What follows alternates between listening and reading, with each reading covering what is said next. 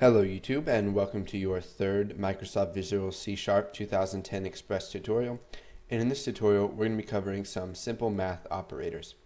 So we'll select a console application to keep things simple and we'll just call it math.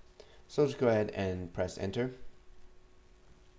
Okay, so let me zoom in here on our main method.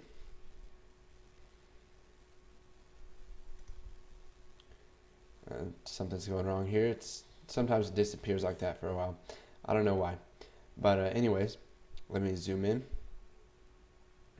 Okay, so we'll go ahead and come down here and let's create a variable. So we'll call it int num1 and let's set it equal to 5. And let's create another int. So int num2 is going to be equal to 6. Okay, so now what we can do is we can use these numbers in math. So we can create another variable, so we'll do int answer, and we can set that equal to num1 plus num2. So what this is going to do is it's going to get the values of each of those, and using this addition operator, it's going to add them together. So it's adding 5 plus 6. So answer is going to be equal to 11. Now you can also use math operators with using numbers instead of just variables. So we can say num1 is going to be equal to 5 plus 12. So this is going to set num1 equal to 17. So if we go ahead and do console.writeLine, we'll write line answer, and then we will write num1. So console.writeLine num1, and we'll do console.readLine so that it waits for us to press enter before it continues to the next piece of code. Since there is no code underneath that, it'll just close. So let's go ahead and run this. And you can see here we get the value 11, and then we get the value 17. Because answer is 5 plus 6 is 11, and then num1 is reassigned after that. So after num1 is reassigned, it's going to be equal to 17. Now, we can also increment num1. So let's say you want to add a certain value to num1. Well, what you can do is you can type num1 equals num1 plus 5. So what this is going to do is going to say num1 is equal to 5 plus 5, or num1 plus 5. So let's say num1 was equal to 6, it would now be 11. So it would be 6 plus 5, which would be equal to 11. Now you can also do this in shorthand. So if you want to add a certain number to a variable, you can just type plus equals 5. So what this does is it says take 5 and add it to the variable num1. So num1 would now be equal to 10. So let's go ahead and run this. See, we've got the answer, which is 11. 5 plus 6 is 11. And then we've got 10 right there. Now there are other math operators that we can use. To multiply values, we use the asterisk or shift 8. We can go ahead and run this, and 5 times 6 is equal to 30, and then there's num1, which is equal to 10. Now we can subtract numbers, so 5 minus 6 is going to give us a value of negative 1, because integer values can hold negative 1, or negative numbers.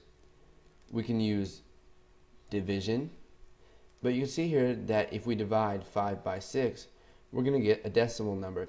So in order to prevent this from automatically rounding the decimal number up, we can create answer as a double. So it's going to take 5 divided by 6, and it's going to give us a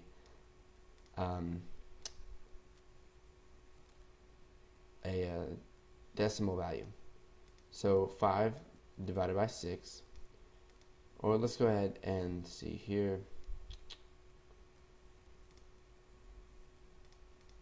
We'll do num2 divided by num1. So let's go ahead and run this. And you can see here that I was wrong there. But if you create this as a double, it's still going to do integer math right here, because these are integer values. So it cannot create a double out of that.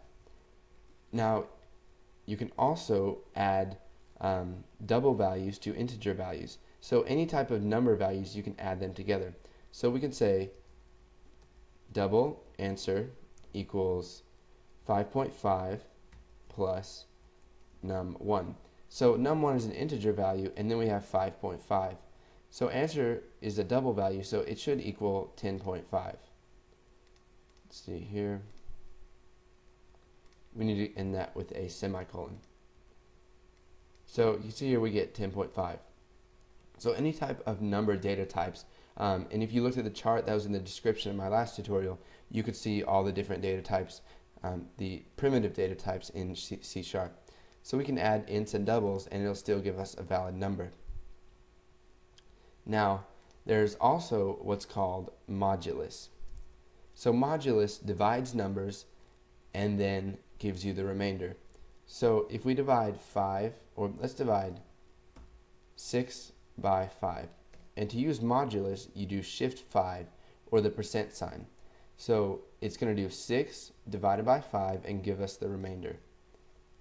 And you see that the remainder is 1.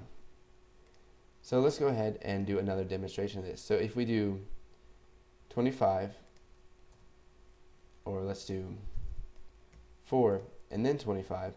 So if we take 25 divided by 4, that's going to give us a remainder of 1. So you can see here, 4 can go into 24, so 6 times, and then you have 1 left over. So go ahead, practice a little bit with this shorthand math. You can also use it with other math operators, such as multiplying the number by 5. Use modulus, add different data types to each other, and in the next tutorial we're going to be working with string addition, if you want to call it. It's called concatenation in programming. So thanks for watching, and stay tuned for the next tutorial.